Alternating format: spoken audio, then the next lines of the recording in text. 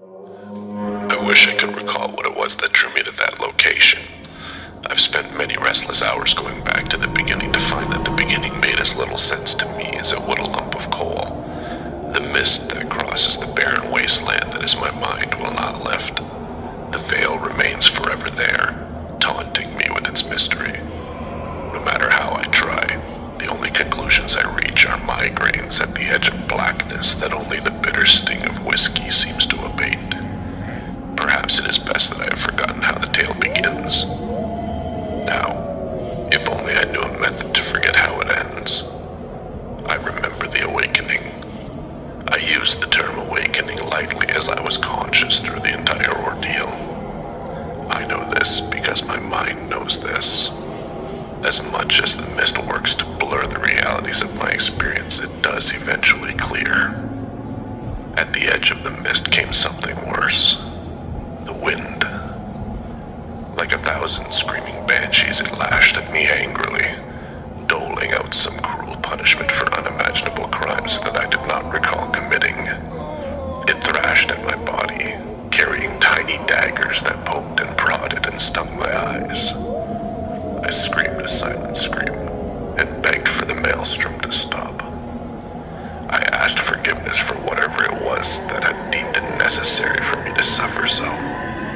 The gods, it seemed, were not listening. And I prayed to the wrong one. Buddha, Allah, Brahma, Vishnu, Shiva, Zeus, by whichever name you bear, please release me from this purgatory that racks my soul. Then, as it began, it ceased. The banshees fled, taking their stinging blades with them. The demons and devils were exorcised from within me, it seemed. My eyes, still glazed with remnants of the maelstrom, blurred the world around me. My fingers worked feverishly, firmly kneading my eyelids. My eyes watered and blinked uncontrollably, working, straining, fighting to gain focus. Magnificent blue and sparkling gold hues assaulted me through the tears. I was not torn from the world to suffer in limbo below the earth in the depths of hell. In retrospect, it may have been a more favorable outcome. But I digress. The blue, a sky. The gold, a desert. My heart sank as I looked to the left to see nothing but the golden sands as far as the eye can see. To the right, the same. Ahead, behind, all the same. A strange weakness assaulted my knees, causing me to nearly topple over. A terrible rising tingle crept up my spine, twisted through my innards, and set the hairs on the back of my neck to standing. One can never complain of loneliness until they are truly alone. That is what I believed anyway.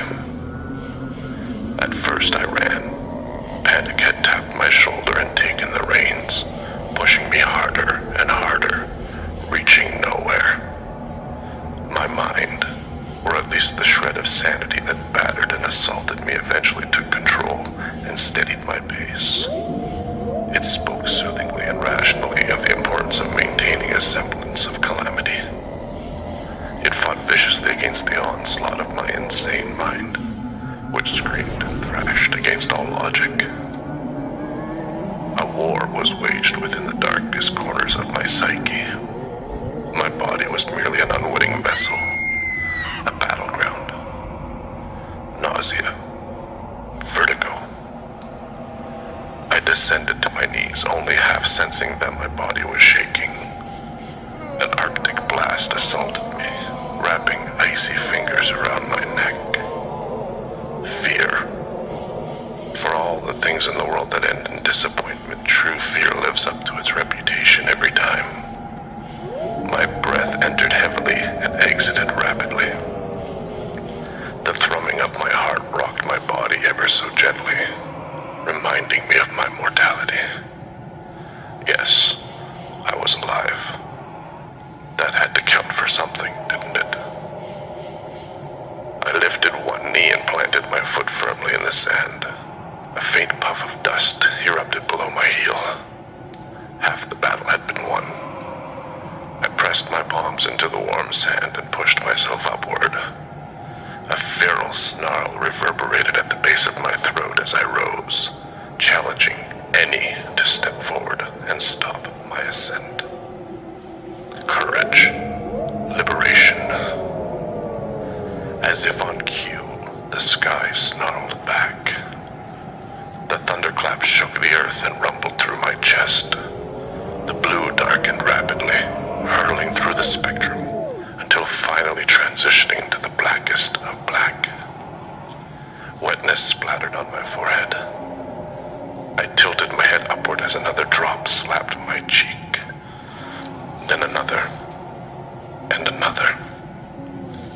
Soon the sky opened in all its rage, the darkness only coming clear through the intensity of the electrical symphony above as the lightning danced playfully in the clouds.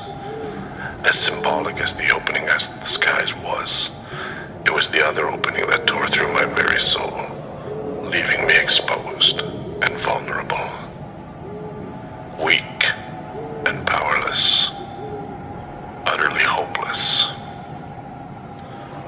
A flicker at first, a trick of light perhaps. No, certainly not. Another movement caught my eye, more obvious this time. I leaned forward, cupping my hands over my brow to shield my eyes from the downpour. A black circle lay a dozen feet in front of me. It grew and grew until finally I could discern what was happening. The edges of the circle tumbled inward. Sand trickled into the void. The earth was opening before me. I so desperately wanted to turn and flee, but was held firmly in place. I could not move. I could not look away. A hand came forth from the void, and then another. The long, slender fingers curled and clutched at the edges of the void, straining to gain purchase. Sinew bulged from the back of the hands as something began to rise between them.